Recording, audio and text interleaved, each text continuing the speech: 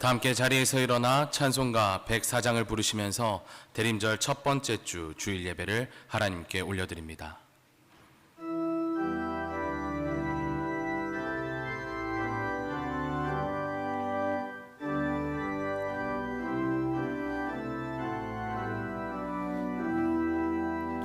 곧 오소서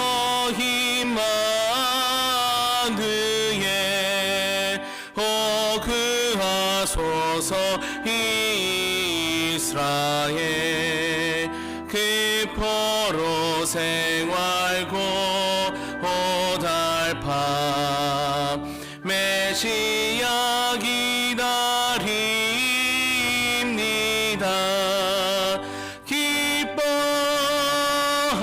기뻐하라 이스라엘 곧 오시리오 임마누엘 곧 오소서 지혜의 주 온 만물 질서 주시고 참 진리의 길 보이사 갈 길을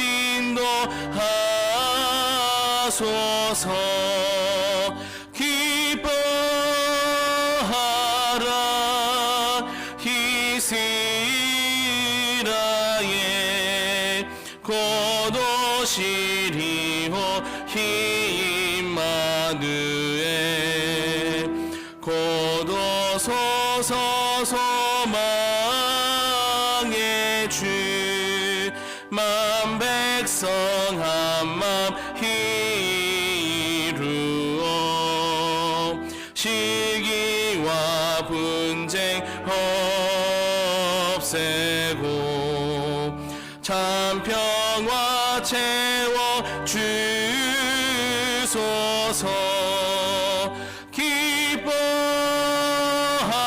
기뻐하라 이스라엘 곧 오시리오 임마누엘 아멘.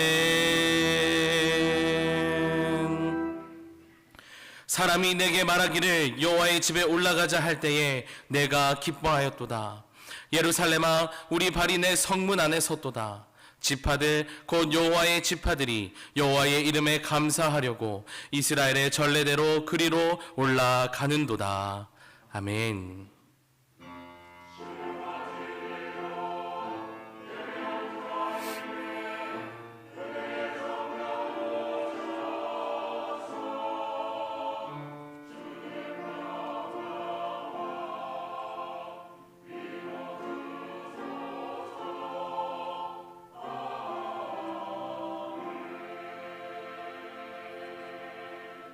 자리에 앉으시겠습니다. 교동문 115번 구주강림 첫 번째 말씀을 교독합니다. 교동문 115번 구주강림 첫 번째 말씀을 교독하시겠습니다. 성문으로 나아가라 나아가라 백성이 올 길을 닦으라.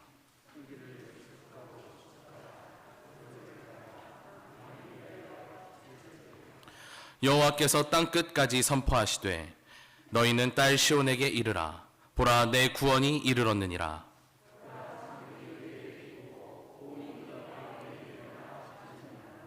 사람들이 너를 일컬어 거룩한 백성이라 여호와께서 구속하신 자라 하겠고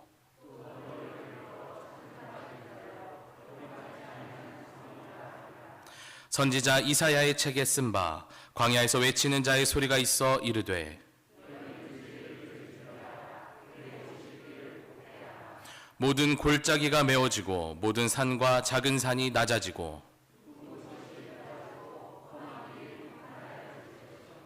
모든 육체가 하나님의 구원하심을 보리라 함과 같으니라.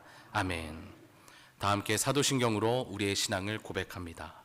전능하사 천지를 만드신 하나님 아버지를 내가 믿사오며 그 외아들 우리 주 예수 그리스도를 믿사오니 이는 성령으로 잉태하사 동정녀 마리아에게 나시고 본디오 빌라도에게 고난을 받으사 십자가에 못 박혀 죽으시고 장사한 지 사흘 만에 죽은 자 가운데서 다시 살아나시며 하늘에 오르사 전능하신 하나님 우편에 앉아 계시다가 저리로서 산자와 죽은 자를 심판하러 오시리라.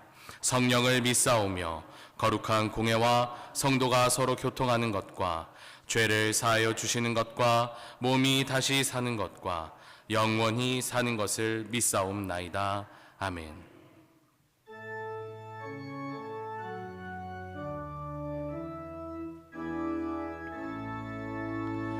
성부 성자와 성령 찬송과 영광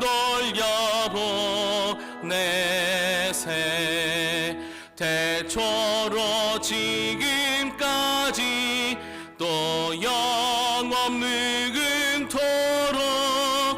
성삼위께 영광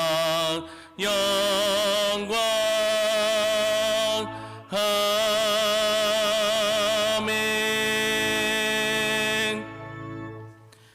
이성훈 장로님께서 오늘의 기도를 인도해 주시겠습니다.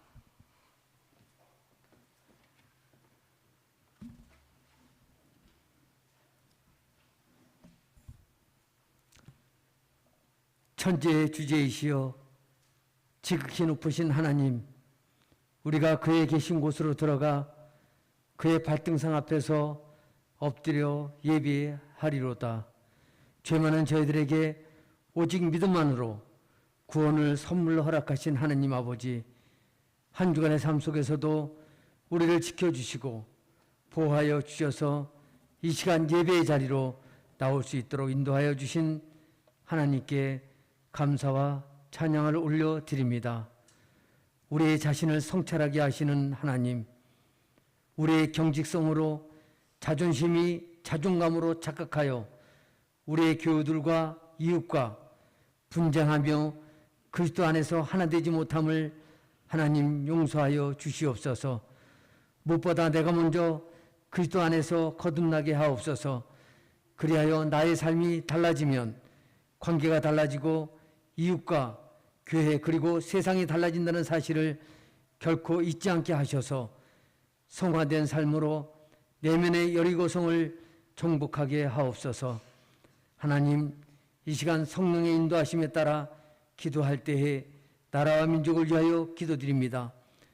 대통령과 유정자들이 먼저 하나님을 두려워할 줄 알게 하셔서 어렵고 힘들었던 지나온 과거를 잃어버려 멸망의 길로 가지 아니하도록 사리사욕의 분쟁에서 벗어나 평강을 누리는 대한민국이 되게 하옵소서. 또한 전쟁과 기근으로 힘들어하는 나라들, 진로의 문제, 가정과 직장, 병마로 수술로 힘들어하는 환우들, 무엇보다 주님만이 아시는 우리들의 고민들, 오 하나님, 하늘문을 여시고 우리의 기도를 들어주셔서 주님만이 주실 수 있는 회복의 은총과 위로를 허락하여 주시옵소서. 영광을 받으시기에 합당하신 하나님, 믿음 안에서 새로운 한 해를 맞이하는 대림절 12월 당회를 준비합니다. 하나님, 원하옵기는 말씀에 순종하여 바다에 그물을 내렸던 베드로의 순종이 우리들에게 있게 하셔서 새롭게 편성되는 각 부서와 위원회 또한 새로운 봉사와 헌신의 자리자리마다 순종하게 하심으로 내게 주어진 소명과 사명을 묵묵히 잘 감당케 하셔서 은총의 숲을 꿈꾸는 우리 교회가 선한 영향력으로 이웃을 섬기는 교회로, 오고 싶은 교회로 거듭나게 하옵소서. 한인철 담임 목사님을 위하여 기도드립니다. 목사님 가정과 사역 위에 영가육이 강건하게 하셔서 우리 모두 한마음 한뜻으로 목사님과 함께 동역의 기쁨을 누리는 은총을 허락하여 주시옵소서. 이 시간 목사님께서 마태복음을 통하여 밭에서도 집에서도라는 하나님 말씀을 대언하실 때에 우리의 귀를 열어 생명의 말씀을 듣게 하시고 한 주간의 삶 속에서 성령에 따라 행하게 하옵소서. 호산나 찬양을 올려드립니다. 오 하나님, 우리의 찬양이 하늘 보좌를 울리는 거룩한 찬양이 되게 하옵소서. 한 영혼을 천하보다 귀하게 여기시는 우리의 길이 되시고 진리가 되시며 생명이 되시는 예수 그리스도 이름으로 감사하며 기도드리옵나이다. 아멘.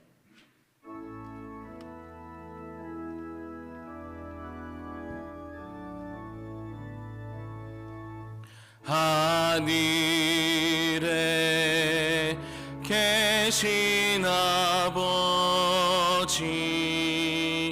이름 거룩하사 주님 나라 힘하시고 뜻이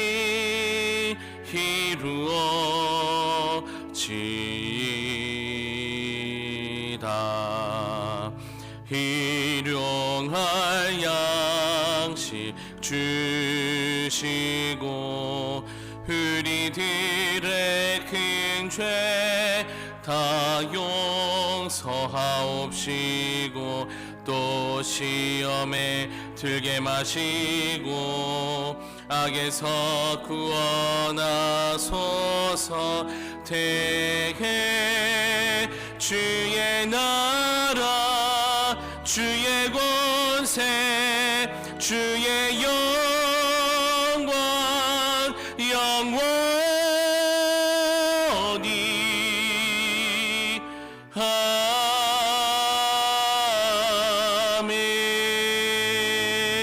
아멘.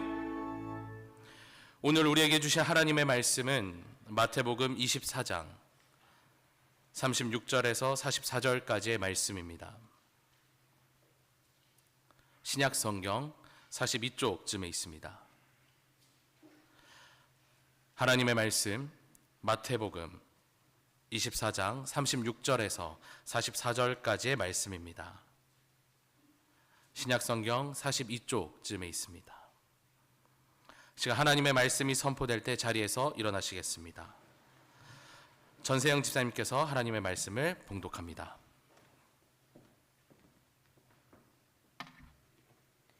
그러나 그날과 그때는 아무도 모르나니 하늘의 천사들도 아들도 모르고 오직 아버지만 아시느니라. 노아의 때와 같이 인자의 임함도 그러하리라. 홍수 전에 노아가 방주에 들어가던 날까지 사람들이 먹고 마시고 장가들고 시집가고 있으면서 홍수가 나서 그들을 다 멸하기까지 깨닫지 못하였으니 인자의 임함도 이와 같으리라. 그때 두 사람이 밭에 있음에 한 사람은 데려가고 한 사람은 버려둠을 당할 것이요 두 여자가 맷돌질을 하고 있음에 한 사람은 데려가고 한 사람은 버려둠을 당할 것이니라. 그러므로 깨어 있으라. 어느 날에 너희 주가 임할는지 너희가 알지 못함이니라. 너희도 아는 바니 만일 집주인이 도둑이 어느 시각에 올 줄을 알았더라면 깨어 있어 그 집을 뚫지 못하게 하였으리라. 이러므로 너희도 준비하고 있으라. 생각하지 않은 때에 인자가 오리라. 아멘.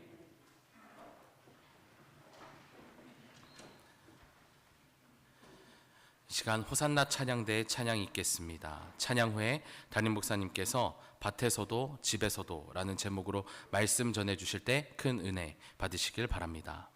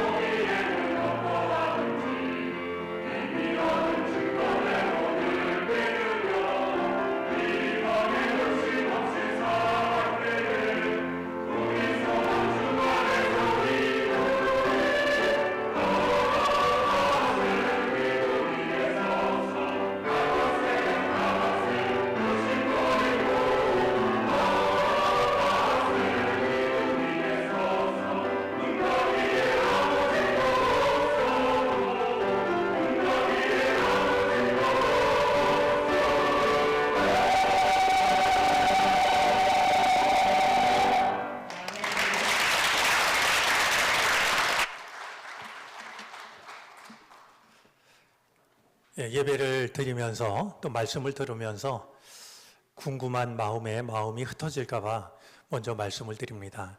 우리 2부 예배 사회는 늘 최강호 목사님이 사회를 봤는데 오늘 사회자가 바뀌었습니다. 왜 그럴까? 무슨 일이 있을까? 궁금해 하실 것 같은데요. 우리가 흔하게 겪고 있는 코로나 격리 기간을 보내고 있습니다.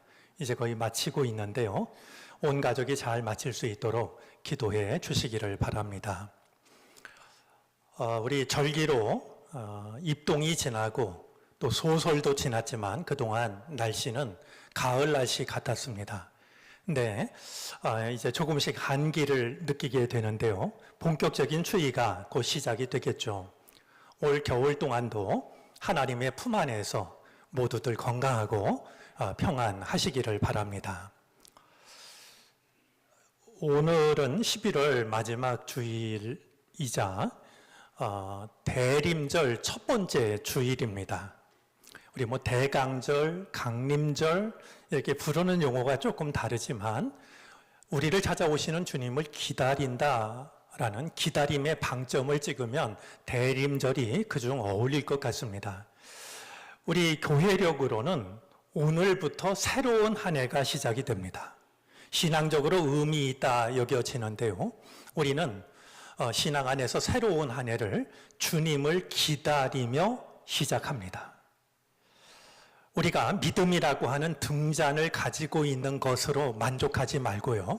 내 등잔 안에 과연 이 등불을 밝힐 수 있는 기름이 얼마나 되는 걸까? 또 어떤 기름이 남아 있는 걸까? 이것을 돌아보는 일이 필요하다라고 여겨집니다. 믿음의 등잔에 좋은 기름을 채우셔서 나를 찾아오시는 주님을 기쁘게 만날 수 있는 복된 성탄의 계절이 되어지시기를 바랍니다. 오늘 성서일과 본문으로 주어진 마태복음 24장 1절부터 25장 46절까지가 마태복음에 나오는 5가지 설교 묶음 중에서 마지막 묶음에 해당이 됩니다. 아마 마태는 유대인들에게 예수님에 관한 복음을 전하면서 유대인들이 잘 알고 있는 모세 오경을 떠올렸던 것 같습니다. 그래서 예수님의 그 말씀을 이제 묶으면서 5개로 예수님의 말씀을 묶습니다. 우리 이 마지막 묶음에 해당이 되는 24장으로부터 25장까지 이 5번째 묶음의 주제는 종말에 관한 말씀이 됩니다. 우리가 잘 알고 있는 것처럼 산상설교라고 부르는 마태복음 5장, 6장, 7장이 첫 번째 설교 묶음이 되는데요. 이 첫 번째 설교 묶음이 산 위에서 전하셨던 말씀이었던 것처럼 5번째 마지막 묶음인 이 말씀도 오늘 24장 3절 말씀을 보시면 감람산 위에서 하시는 말씀으로 소개가 되고 있습니다. 이 5번째 설교 묶음은 제자들의 질문으로부터 시작이 됩니다. 성전에서 가르치시고 나올 때 제자들이 예수님에게 이제 자신들이 궁금해하는 것을 이야기합니다. 이 한번 성전을 좀 둘러보시라고, 이 성전이 얼마나 대단한지를 한번 보시라고 제자들이 이야기를 했습니다. 우리가 잠깐 이 성전에 대해서 살펴보면은요, 예루살렘 성전을 가장 먼저 건축한 사람은 우리가 잘 알고 있는 솔로몬입니다. 아버지가 준비한 것을 가지고 성전을 잘 지었죠. 그런데 이 성전이 바벨론의 침공으로 인하여서 허물어지고 맙니다. 폐허가 되고 말았는데요. 70년 포로 생활을 마친 이스라엘 백성들이 고레스의 칙령을 따라 다시 예루살렘으로 돌아와서 무너진 성전을 다시 수축하기 시작을 합니다. 하지만 모든 것이 부족했고 모든 여건이 열악했습니다. 성전의 모습은 초라하기만 했습니다. 게다가 잦은 이제 외국의 침입으로 인하여서 성전의 모습은 갈수록 초라해져 갔습니다. 그러던 중에 주전 20년 헤롯 대왕이 유대인들의 환심을 살려고 예루살렘 성전을 짓기 시작을 합니다. 이 성전은 주후 64년경에 완공이 되었으니까요. 주전 20년으로부터 주후 64년까지 80년 넘게 짓고 있는 것 아니겠습니까? 80년 동안 지은 성전이 얼마나 대단했겠습니까? 물론 예수님이 제자들과 이야기를 나누실 때만 해도 성전 건축이 완공되지 않았던 한창 진행 중인 상황이었겠지만 그 성전의 위용은 대단했을 거라고 여겨집니다. 이 제자들로서는 그 성전이 얼마나 장엄한지 이런 성전을 보시면서 예수님은 어떤 생각을 하실지가 궁금했던 것이었습니다. 제자들이 예수님께 어떤 반응을 기대했을지는 몰라도 예수님이 보이신 반응은 제자들이 기대했던 것과는 거리가 먼 것이었습니다. 예수님은 이렇게 말씀하십니다. 저 모든 건물을 잘 보아두어라. 나는 분명히 말한다. 저 돌들이 어느 하나도 제자리에 그대로 얹혀 있지 못하고 다 무너지고 말 것이다. 제자들은 그 건물의 크기에, 그 웅장함에 아마 압도돼서 예수님은 어떤 생각을 하실까 궁금했던 것 같은데요. 예수님은 저 성전이 허물어져서 돌 위에 돌 하나가 남지 않게 될 거다. 이렇게 대답을 하셨던 겁니다. 이런 일이 있고 난 뒤에 감람산 위에 앉으셨을 때에 제자들이 예수님께 조용히 두 가지를 질문합니다. 어느 때에 이런 일이 일어나겠습니까? 하는 것과 주님이 다시 오시는 때와 세상의 끝날에는 어떤 징조가 있겠습니까? 라는 질문이었습니다. 저 굉장한 성전이 허물어져서 돌 위에 돌 하나가 남지 않겠다라고 하신 대답을 제자들은 세상 끝날에 대한 이 세상 마지막에 관한 말씀으로 이해를 했고 그날이 되면 어떤 징조가 있고 그날은 과연 언제 오는 겁니까? 라고 예수님께 질문을 했던 겁니다. 이에 대해서 예수님께서 대답을 하시는데요. 먼저 징조에 대해서 말씀을 하십니다. 주님이 다시 오시는 세상의 끝날이 되면 그것을 알려주는 여러 가지 징조들이 있을 것이다 말씀을 합니다. 주님이 여러 가지를 말씀하시는데요. 그 중에 몇 가지를 살펴보면 다음과 같습니다. 첫 번째 징조는 그날이 되면 많은 거짓 선지자들과 거짓 그리스도가 나타나게 될 것이다 합니다. 그들은 사람들이 볼 때는 대단해 보입니다. 예수님의 이름으로 말하고 많은 능력을 과시합니다. 그러다 보니까 많은 사람들이 야, 저분이 선지자 아닐까? 저분이 그리스도 아닐까? 생각합니다. 오늘 예수님 말씀에 의하면 속는 사람이 많을 것이라고 말씀하고 있습니다.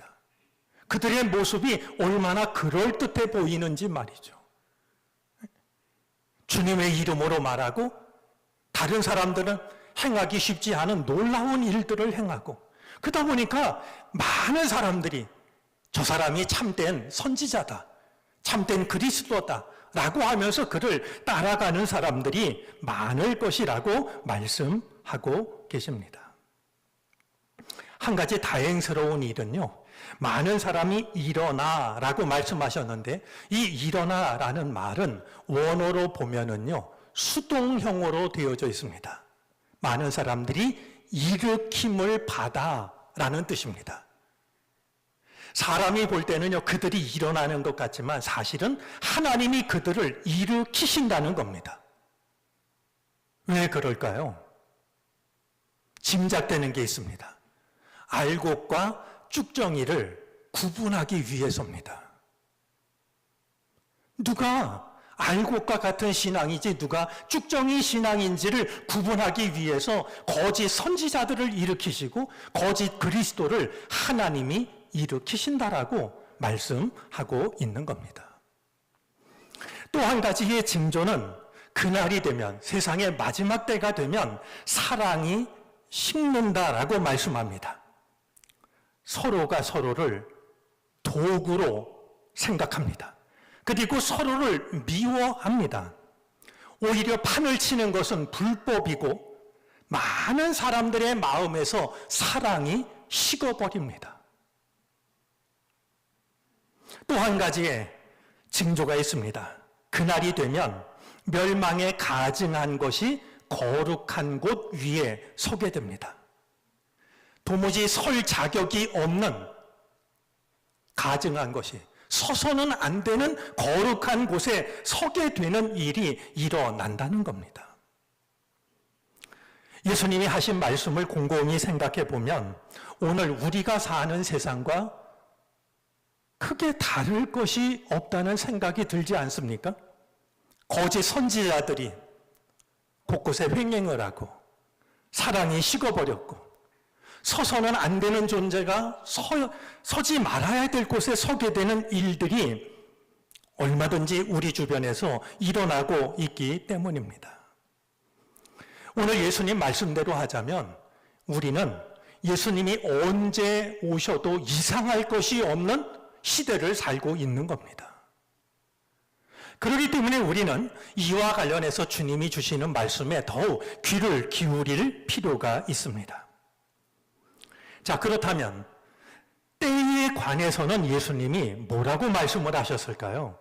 세상의 마지막 때에 관해서, 주님이 다시 오실 그 때에 관해서 주님은 뭐라고 하셨을까?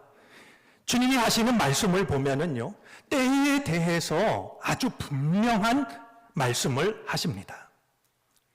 많은 징조가 일어나서 때가 되었다라고 하는 것을 알리겠지만 그날과 그 시각이 언제인지는 아무도 모른다는 겁니다.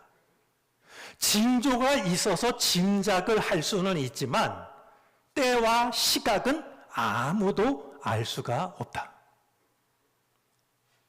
하늘의 천사들도 모르고 심지어 아들도 모르고 예수님도 모르고 다만 오직 아버지만 아시는 일이라고 말씀을 하고 있습니다. 이런 예수님의 입장은 승천하실 때도 마찬가지였습니다. 부활하신 예수님께서 승천하실 때 제자들이 예수님께 물었죠. 이스라엘을 회복하실 때가 지금입니까? 그때 제자들에게 주님이 대답을 하십니다. 때와 시기는 아버지께서 자기의 권한에 두셨으니 너희가 알 바 아니요. 오직 성령이 너희에게 임하시면 너희가 권능을 받고 예루살렘과 온 유대와 사마리아와 땅끝까지 이르러 내 증인이 되리라.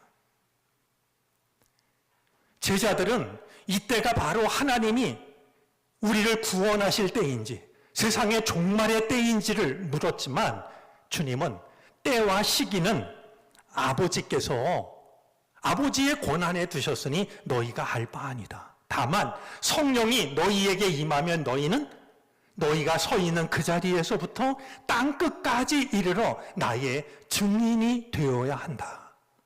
우리가 잘 알고 있는 대답을 들려주셨습니다. 저는 이 대목에서 질문을 갖게 됩니다. 예수님은 정말 모르셨던 걸까요?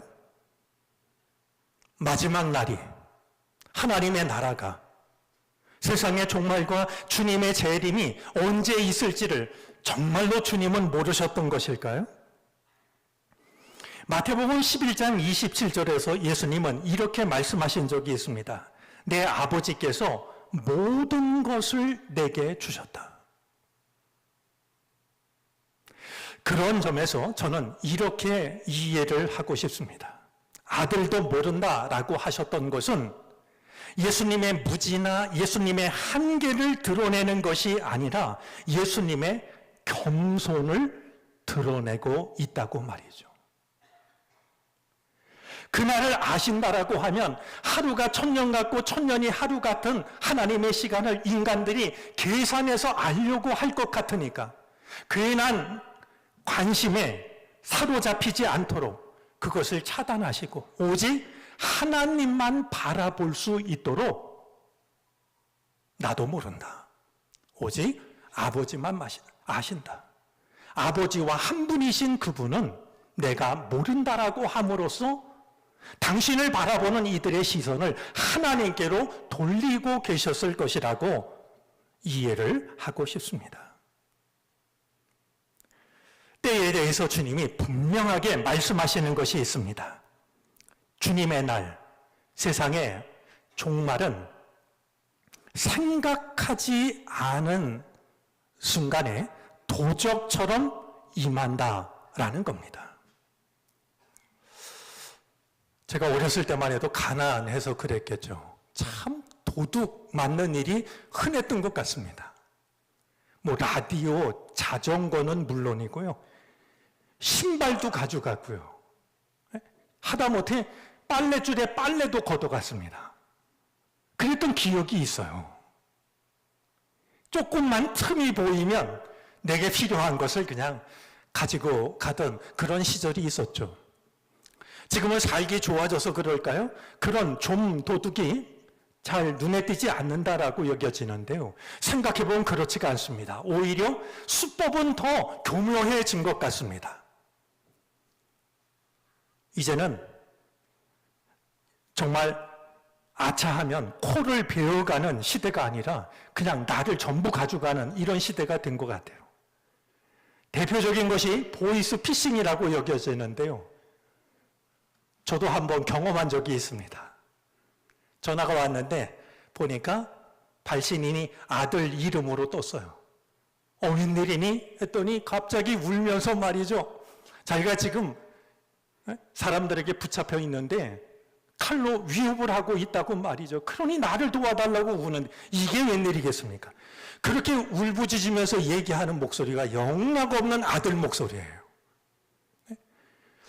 저는 얘기를 들으면서도요, 어떻게 자기 자식 목소리도 구별 못하고 돈을 붙이나 싶었는데 막상 제가 전화를 받으니까요, 판단이 쉽지가 않더라고요. 우리가 조금만 방심하면 모든 것을 잃어버릴 수 있는 이 시대에 우리가 살아가고 있습니다. 그런 우리를 두고 주님은 너희가 알지 못하는 때에, 너희가 생각하지 못한 시간에 도둑과 같이 마지막 날이, 주님이 오시는 그날이 찾아올 것이라고 말씀을 하고 계신 것이었습니다.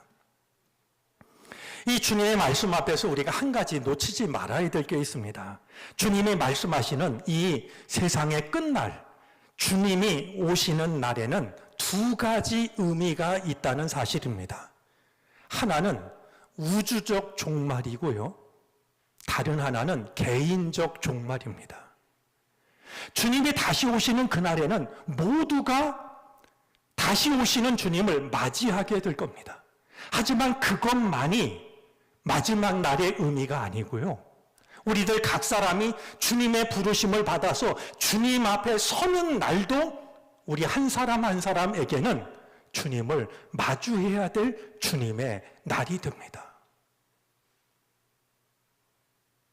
언제 주님이 다시 오셔서 우리가 그 주님을 맞이할지 모르는 것처럼, 언제 우리가 우리의 인생을 마치고 주님 앞에 홀로 서야 할지도 우리는 아무도 모르는 인생의 길을 걸어가고 있는 겁니다. 우리가 언제 주님을 만날 수 있는지를 정하는 것이 아니라 주님이 정하시고, 주님이 정하신 그 시간에 우리는 주님 앞에 서야 하는 존재들이라고 하는 것을 오늘 말씀을 통해서 우리가 마음속에 담아 두어야 할 것입니다. 과연 그날과 그 때를 알지 못한다면 우리에게 있어 중요한 것은 무엇일까요? 주님이 말씀하십니다. 노아 시대 사람들처럼 먹고 마시고 오늘의 삶이 내일도, 내일의 삶이 언제까지나 이어질 것처럼 살지 말라는 것입니다. 노아 시대 사람들은 하나님이 죄악으로 가득한 세상을 물로 심판한다고 하는 것을 무관심한 채 일상에 매몰되어 무감각한 삶을 살았습니다. 그들은 홍수가 나서 멸망을 당할 때까지도 몰랐습니다. 먹고 마시고 시집가고 장가가고 그 시간이 언제까지나 이어질 것처럼 생각했습니다. 먹고 마시고 시집가고 장가가고 이것이 잘못됐다라고 하는 뜻은 결코 아닙니다. 먹고 마시고 시집가고 장가가고 우리가 살아가는 그것이 우리 삶의 전부라고 생각하는 것이 잘못된 생각입니다. 그것이 언제까지나 이어질 수 있을 거라고 생각하는 그 생각이 아니란 생각이었던 겁니다. 노아 시대를 상기시키신 주님은 분명하게 말씀하십니다. 인자의 임함도 이와 같으리라. 오늘 괜찮으니 내일도 괜찮겠지. 그러나 홍수가 날 때까지 하나님의 뜻을 몰랐던 노아 시대 사람들처럼 이 시대 사람들도 주님이 오시는 그날까지, 내가 주님 앞에 서는 그 시간까지 나의 삶이 언제까지나 이어질 것으로 생각하기가 쉽다라고 말씀을 하고 계신 겁니다. 그렇기 때문에 우리는 늘 깨어 있어야 되는데, 깨어 있음과 관련해서 예수님께서는 매우 중요하고 인상적인 이야기를 하나 들려주십니다. 저는 그것을 40절과 41절에서 보게 되는데요. 주님의 날이 임할 때에 일어날 일을 두고 주님은 이렇게 말씀하십니다. 두 사람이 밭에서 일을 하는데 한 사람은 주님께서 데려가시고 구원을 받고 한 사람은 버려두게 될 것이다. 멸망을 당할 것이다. 밭에서만 그런 일이 일어나는 게 아니라 집 안에서도 일어나는데요. 두 여자가 맷돌을 가는데 한 여자는 데려가고 한 여자는 버려지게 될 것이다. 여러분, 이 말씀이 이해가 되십니까? 이 말씀이 상상이 되시나요? 밭에서 두 사람이 일하는데 어느 날 갑자기 한 사람은 주님이 선택해서 데려가시고 한 사람은 그냥 밭에 버림당한 채 남아있고, 두 사람이 맷돌질을 하는데 한 사람은 주님이 데려가시고 한 사람은 그냥 남아있는 이 모습이 마음으로라도 그려지십니까? 어제 저녁에 아내와 동네 한 바퀴 산책을 하다가 이 얘기를 했습니다. 내일 이런 말씀을 나누게 되는데 당신은 이 말씀이 이해가 돼? 제가 아내에게 물었더니 아내가 대답하더군요. 이해가 잘 안 된다고요. 어떤 기준으로, 여러분 생각해 보면 사실 이거 사람이 볼 때는 똑같은 거 아닙니까? 두 사람이 일하고 있어요. 한 사람은 놀고 한 사람은 일하는 게 아니고요. 밭에서 두 사람이 똑같이 일합니다. 근데 주님이 오셔서 한 사람은 데려가고 한 사람은 버려둡니다. 맷돌질을 하는 것도 마찬가지입니다. 한 여인은 맷돌질을 열심히 하고 한 여인은 옆에서 쉬고 있는 게 아니라 아마 한 여자는 맷돌을 돌리고 한 여자는 콩을 집어넣던지 같이 일하고 있는데요. 한 사람은 데려가고 한 사람은 버림을 당할 것이라니, 아니 도대체 어떻게 이런 일이 일어날 수가 있는 것이겠습니까? 그런데 저는 오늘 주님의 말씀을 대하면서 조금은 두려운 마음이 듭니다. 말씀을 드린 것처럼 오늘 예수님이 말씀하시는 밭에서 일하는 두 남자와 집에서 일하는 두 여자는 다른 사람이 볼 때는 다를 게 없습니다. 두 사람 다 밭에 있고 두 사람 다 맷돌 앞에 있고 두 사람 다 일을 하는 겁니다. 별다른 차이가 눈에 띄지 않는데, 다를 것이 없다 여겨지는데 주님은 한 사람은 택하시고 한 사람은 버리시고 있습니다. 이 말씀이 매우 중요하게 여겨지는 것은 우리가 우리에게 주어진 일상의 삶을 어떤 마음으로 사느냐, 어떤 태도로 살아가느냐 하는 것에 따라서 구원과 멸망이 갈리는 것이라고 주님이 말씀하고 있는 것은 아닐까? 그런 생각이 들기 때문입니다. 여러분, 예를 들면 주님이 오시는 그날에 예배당에 있는 사람은 내가 데려가고 예배당 바깥에 있는 사람은 버려둘 것이다. 그럼 우리는 너무나도 쉽게 또 커다랗고 자신 있는 목소리로 아멘할 수 있을 겁니다. 근데 주님은 그게 아닙니다. 사람이 볼 때는 아무런 차이가 없는데 한 사람은 데려가고 한 사람은 버리실 것이라고 말씀하시니 이게 도대체 뭘까? 묻지 않을 수 없게 되고 조심스러워하지 않을 수가 없게 되는 것인데요. 그런 점에서 저는 우리 사람들 중에는 두 종류의 사람이 있고 두 종류의 삶이 있다라고 여겨집니다. 보면은요, 다른 사람이 볼 땐 비슷해 보이고 똑같아 보일지 몰라도요, 건성으로 사는 삶이 있고요, 정성으로 사는 삶이 있습니다.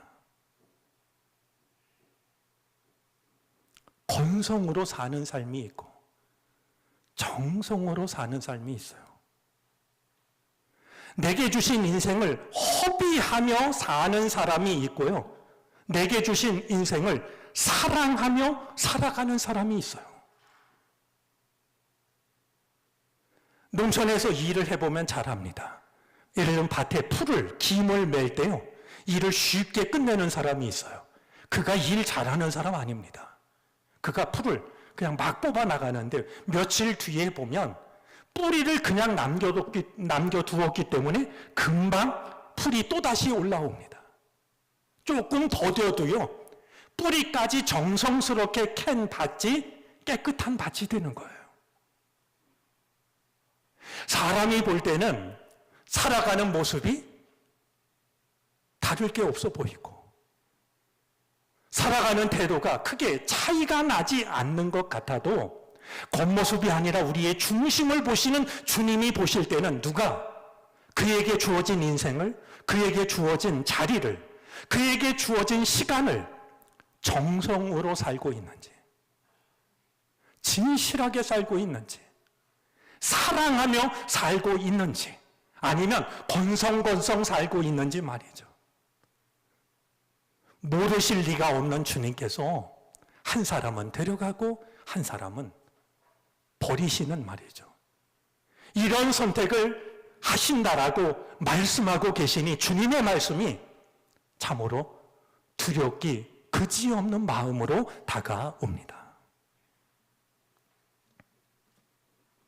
우리는 우리에게 주신 삶의 자리, 그곳이 밭이든 혹은 집이든 안이든 바깥이든 예배당이든 세상이든 우리는 나에게 주신 그 삶의 자리를 깨어있는 마음으로 믿음으로 지켜야 됩니다. 나에게 주신 일이 씨앗을 심는 일이든 밭을 가는 일이든 김을 매는 일이든 거름을 주는 일이든 맷돌질을 하는 일이든 밥을 짓는 일이든 자식들을 돌보는 일이든 그것이 어떤 일이라 할지라도 믿음으로, 정성으로, 성실함으로, 무엇보다도 사랑하는 마음으로 감당할 수 있어야 됩니다.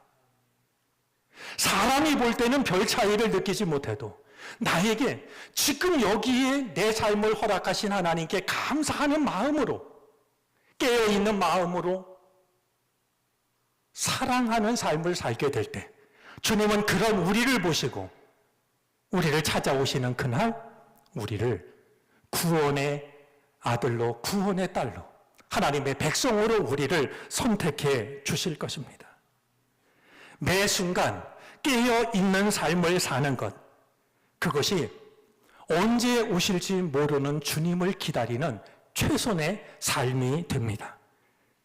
나에게 허락하신 삶의 자리가 어디든, 나에게 허락하신 일이 무엇이든 사랑하며 믿음으로 사시다가 언제 나를 찾아오시든지 아니면 언제 나를 부르시든지 주님을 기쁨으로 만날 수 있는 우리 모두가 되어질 수 있기를 바랍니다. 기도드리겠습니다.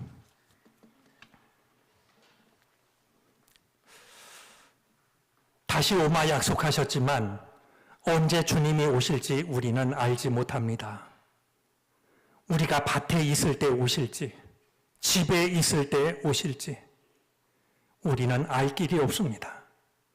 일을 할 때 오실지, 쉬고 있을 때 오실지, 잠자고 있을 때 오실지 어느 것도 짐작할 수가 없습니다. 그럴수록 주님, 우리에게 주신 삶을 허투루 살고 싶지 않습니다. 늘 깨어 성실함으로 사랑하며 믿음으로 살게 하시옵소서.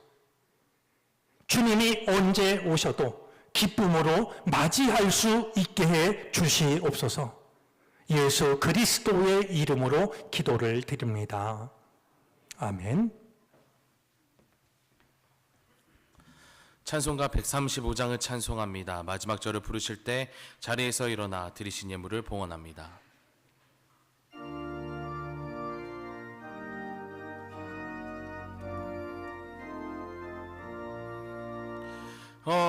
어저께나 오늘이나 어느 때든지 영원토록 변함없는 거룩한 말씀 믿고 순종하는 이의 생명 되시며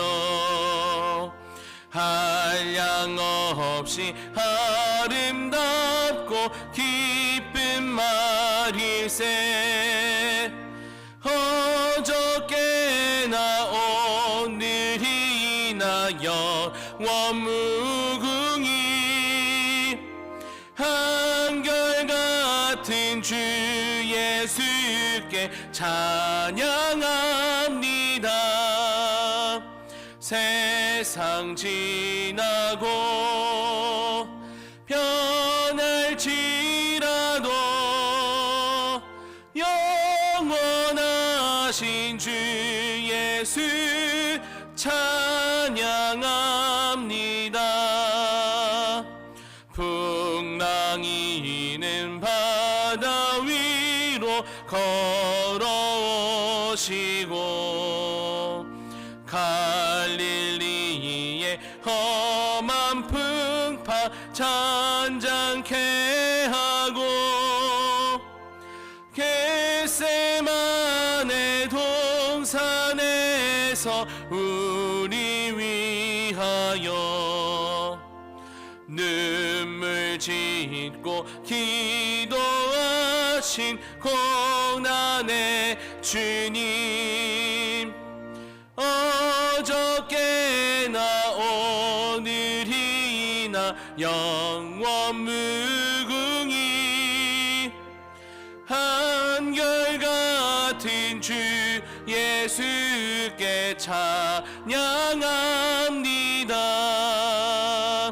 세상 지나고 변할지라도 영원하신 주 예수 찬양합니다. 허물 많은 베드로를 용서하시고 의심 많은 도마에게 확신 주시고 사랑하는 그의 제자 가슴에 안고 부드러운 사랑으로 품어주셨네. 어저께나 오늘이나 영원 무궁히 한결같은 같은 주 예수께 찬양합니다. 세상 지나고 변할지라도 영원하신 주 예수 찬양합니다.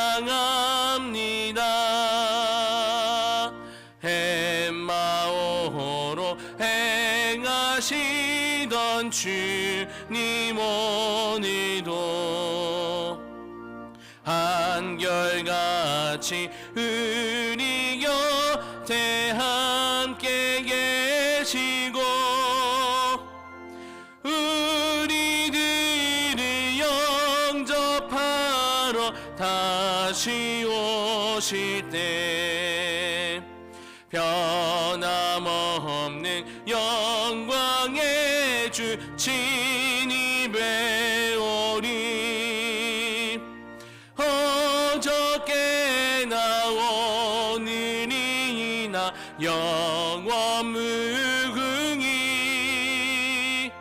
한결같은 주 예수께 찬양합니다. 세상 지나고 변할지라도 영원하신 주 예수 찬양합니다.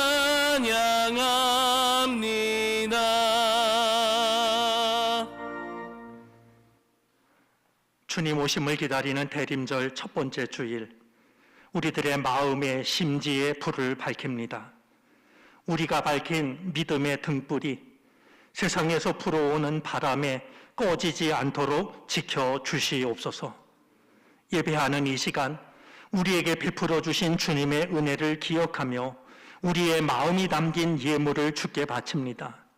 혹은 우리에게 베풀어 주실 주님의 은혜를 사모하며 우리의 정성을 주님께 드립니다. 받아 주시옵시고 우리 삶의 주인이 되어 주옵소서. 원하지만 이루어지지 않는 일들도 있고 떠나기를 바라지만 여전히 우리를 괴롭히고 있는 일들도 있습니다. 주의 능력과 사랑을 의지하오니 주여 필요한 것 풍성히 허락하시고 없어 좋을 모든 것들을 막으시고 제하여 주시옵소서. 우리의 마음을 평강으로 지켜주셔서 우리가 어디에 있든 무슨 일을 하든 하나님의 은혜 가운데 살아가고 있음을 잊지 않게 해 주시옵소서. 예물 속에는 우리 삶의 모든 형편과 사정, 주께 바치는 기도와 간구가 들어 있사오니 주여 우리의 기도를 들으시고 우리 삶을 주께서 이끌어 주시기를 바라고 원합니다. 마침내 쉴만한 물가로 푸른 풀밭으로 우리를 인도해 주시기를 원합니다. 특별히 주의 손길을 필요로 하는 이들을 기억하여 주시고 기가 막힐 웅덩이와 수렁에서 건져 주시옵소서. 든든한 반석에 세워 주시사 새 노래로 주님을 찬양하게 하시옵소서. 쓰여지는 곳마다 주님의 영광이 나타날 수 있도록 우리가 드린 이 정성 위에 주님의 손을 얹어 주옵소서.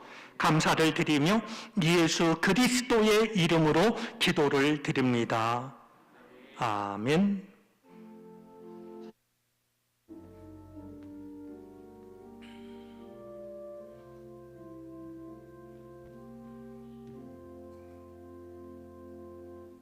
자리에 앉으시겠습니다.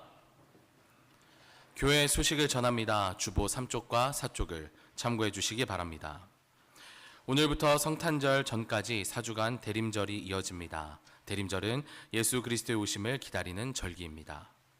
2022 추수감사 봉헌 라면을 4곳에 전달하였습니다. 섬김에 동참해 주신 모든 분들께 감사를 드립니다. 52주 성경 통독 시상이 잠시 후 교회 소식과 새학기 축복기도 후에 있습니다. 개근상은 1층 사무실에서 받아가실 수 있음을 알려드립니다. 12월 월삭 새벽기도회가 12월 1일 목요일 오전 5시 30분에 이곳 하임 예배실에서 있습니다. 양선 지역에 특별 찬양이 있으며 숨은 손 헌금 봉헌이 있습니다. 2022 성탄절 세례 신청을 다음 주 12월 4일 주일까지 1층 사무실에 하실 수 있습니다. 자세한 내용은 주보를 참고해 주시기 바랍니다. 2022 성탄 예배 및 성탄 퍼레이드가 12월 25일 주일 오전 10시에 이곳 하임 예배실에서 있습니다. 성탄절이 주일인 관계로 성탄 축제 및 성탄 칸타타를 오전 예배 및 전세대 연합 예배로 드립니다. 성탄 퍼레이드는 성탄 예배 후에 진행되며 예상 인원은 90명입니다. 퍼레이드를 위해 개인, 부서, 속회, 선교회 등에서 선물을 준비해 주시기 바랍니다. 2022 당회가 12월 11일 주일 2부 예배 후 이곳 하임 예배실에서 진행됩니다. 당회 보고서 및 총회 보고 내용은 주보를 참고해 주시기 바랍니다. 교회 냉난방기 교체를 위한 특별헌금을 오늘부터 2023년 5월까지 진행합니다. 필사대에 비치된 특별헌금 봉투를 이용해 헌금해 주시길 바랍니다. 재무부에서 알립니다. 2022년 부서 예산을 오늘까지 1층 사무실로 환입해 주시기 바랍니다. 2022 대림절 묵상집 땅끝에서 부르는 노래를 사무실에서 구입하실 수 있습니다. 교육부 소식입니다. 교육목회협의회가 오늘 오후 1시에 유아부실에서 있습니다. 2023년도 교회학교 교사를 모집하고 있습니다. 1층 사무실에 비치된 교사 지원서를 작성하여 제출해 주시기를 바랍니다. 모임 소식입니다. 2022 총남선교회 총회가 오늘 낮 12시 30분에 기획위원실에서 있습니다. 부서장 및 위원장 모임이 예배 후 성가대석에서 있습니다. 속회 공과교육이 30일 수요일 수요예배 후 하임 예배실에서 있습니다. 교우 소식입니다. 요양원 및 입원 중인 환우들을 위해 함께 중보해 주시기를 부탁드립니다. 장희순 권사님, 김옥자 권사님 고대병원에, 정희진 권사님 샘물 호스피스 병원에 입원하셨습니다. 섬김 소식입니다. 김규태 권사님, 최유진 권사님 결혼 기념에 감사하여 식사를 대접합니다.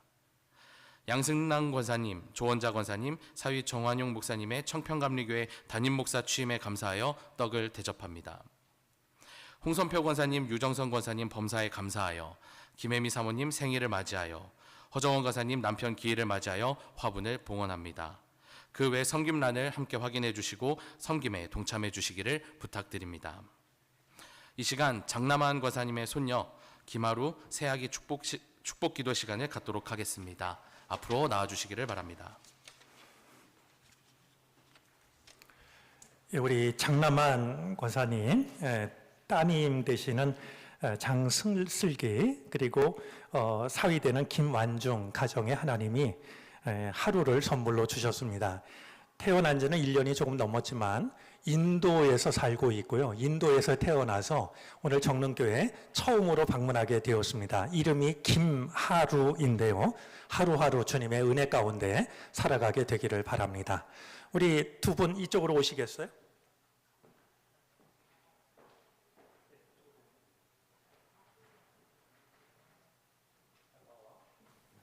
자, 우리 아기를 위해서 같이 기도하겠습니다. 처음과 나중 되시는 아버지 하나님, 하루를 이 세상에 보내주시고 오늘 엄마 아빠 품에 안겨 처음으로 정릉교회를 찾게 해주시니 감사를 드립니다. 우리에게 주신 모든 것이 하나님의 선물이지만 생명은 하나님만이 주실 수 있는 하나님의 가장 귀한 선물입니다. 하루를 선물로 주셨사오니 이 가정에 하나님의 은혜와 복이 넘치게 하여 주옵소서. 하루가 건강하게 지혜롭게 자라가 하나님의 나라를 이 땅에 이루는데 귀하게 쓰임받는 인생을 살게 하시옵소서. 부모님에게도 믿음 주시고 사랑을 더하셔서 하루를 하나님의 뜻을 따라 온전히 양육할 수 있게 해 주시기를 바라고 원합니다. 먼 나라에서 살고 있습니다. 그럴수록 주님이 눈동자처럼 지켜주시옵소서. 이제부터 영원토록 우리 하루가 하나님의 은혜와 사랑 안에 살아가게 하시옵소서. 감사를 드리며 예수 그리스도의 이름으로 기도를 드립니다. 아멘. 네. 자, 우리 돌아서서 인사하시고요. 예, 우리 박수로 환영하겠습니다. 네, 들어가시죠.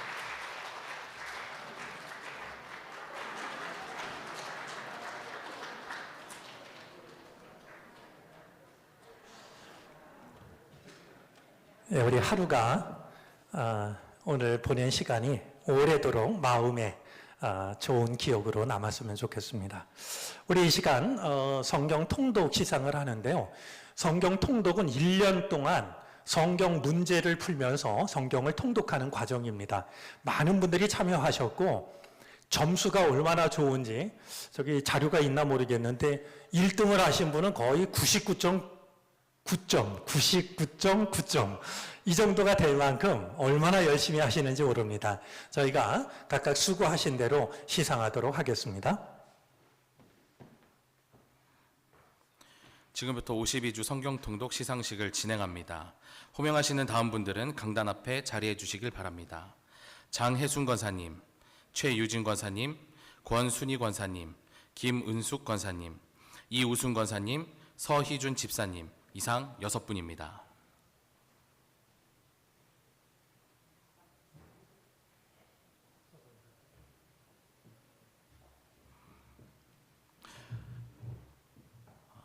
오늘 수상하시는 분들은 총 6분입니다. 먼저 52주 동안 평균 99.7점으로 3위가 2분입니다. 권순희 권사님, 김은숙 권사님, 한 걸음 앞으로 나와주시길 바랍니다. 상장, 권순희 권사, 위 사람은 52주 성경 통독에 도전하여 성경을 통독하고 더불어 문제풀이에서 우수한 성적을 얻었기에 다음의 상장을 드립니다. 기독교 대한감리회 정릉교회 담임목사 한희철. 다 같이 박수로 축하하겠습니다.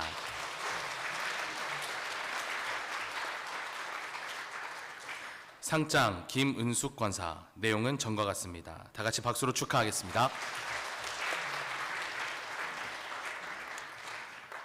다음은 52주 동안 평균 99.8점으로 2위입니다. 최유진 권사님, 한 걸음 앞으로 자리해 주시기 바랍니다. 상장 최유진 권사, 내용은 전과 같습니다. 상장과 상품을 전할 때 박수해 주시겠습니다. 네, 다음은 최고령임에도 열심히 도전해 주신 이우순 권사님, 그리고 최저령으로 성실히 임해 주신 서희준 집사님입니다. 두 분 한 걸음 앞으로 자리해 주시기 바랍니다.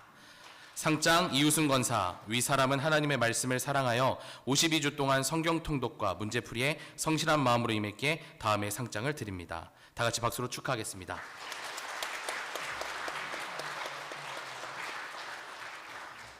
상장 서희준 집사, 내용은 전과 같습니다. 박수하시겠습니다.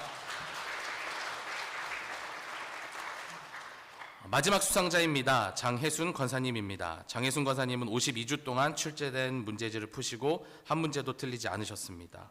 52주 연속 100점을 맞으셨습니다. 시상하겠습니다.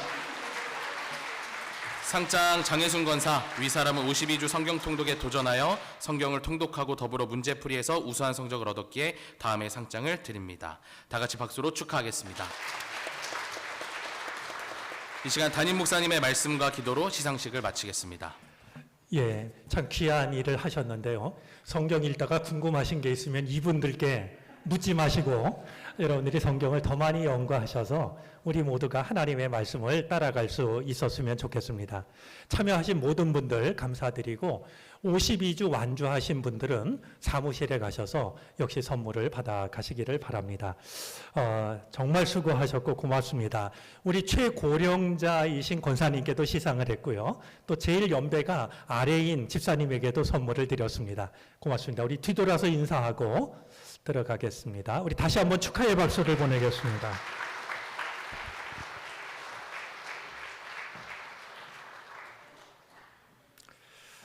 축하할 일이 소개를 했습니다만 양승남 권사님, 조은자 권사님, 사위되는 정환용 목사님께서 이번에 단독 목회를 청평감리교회로 이제 부임하게 되었습니다. 그 은혜 감사해서 오늘 그 마음을 나누고 있는데요. 여러분들 기억하시고 기도해 주시기를 바랍니다. 그리고 한 가지 우리 교회로서는 아주 큰 이제 사역이 되겠는데요.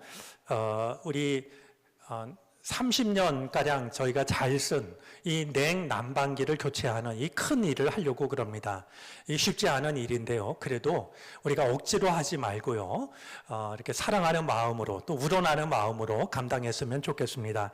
저희가 봉투를 만들었는데 이렇게 좀 분납 앞에서 나누어서 헌금에 참여하기 원하시는 분들 위해서 헌금 봉투 뒤에 이렇게 칸을 만들었습니다. 그러니까 이걸 일회용으로 사용하지 마시고 그냥 보관하셨다가 다회용으로 쓰시면 여러 가지로 좋을 것 같습니다. 다른 광고는 주보를 좀 꼼꼼히 봐주시길 바라고요. 우리 성도의 교제 하겠습니다. 옆자리에 계신 분, 앞뒤에 있는 분, 또 가정에 있는 분들은 가족끼리 서로 인사하겠습니다. 주님의 은혜가 늘 함께 하시기를 바랍니다. 반갑고 고맙습니다. 네. 우리 다시 한번 옆에 있는 사람에게 저를 따라서 인사하겠습니다. 당신은 충분히 소중한 사람입니다. 인사하겠습니다.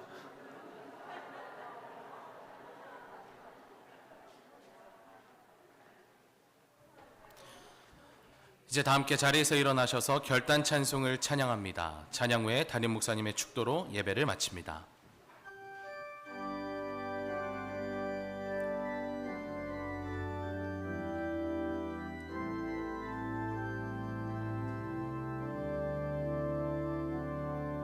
내가 주인 삼인 모든 건 내려놓고 내 주 되신 주 앞에 나가 내가 사랑했던 모든 건 내려놓고 주님만 사랑해. 내가 주인 삼인 모든 건 내려놓고 내 주 되신 주 앞에 나가 내가 사랑했던 모든 건 내려놓고 주님만 사랑해. 주 사랑 거친 풍랑에도 깊은 바다처럼 나를 잠잠케 해. 주 사랑 내 영혼의 반석 그 사랑 위에 서리. 주 사랑 거친 풍랑에도 깊은 바다처럼 나를 잠잠케 해. 주 사랑 내 영혼의 반석 그 사랑 위에 서리.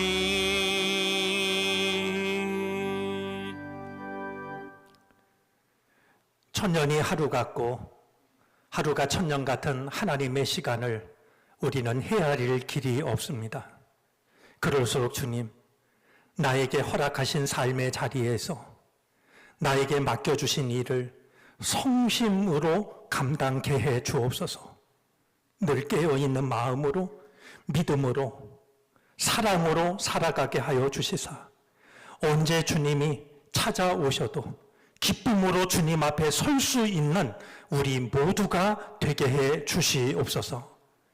지금은 우리 구주 예수 그리스도의 크신 은혜와 하나님 아버지의 무한하신 사랑하심과 도우시고 이끄시는 성령의 은총이 주님 앞에 예배를 드리고 주께서 허락하신 삶의 자리를 향하여 믿음으로 나아가는 모든 주님의 백성들 머리 위에 이제로부터 영원토록 함께 계시옵기를 간절히 축원하옵나이다. 아멘.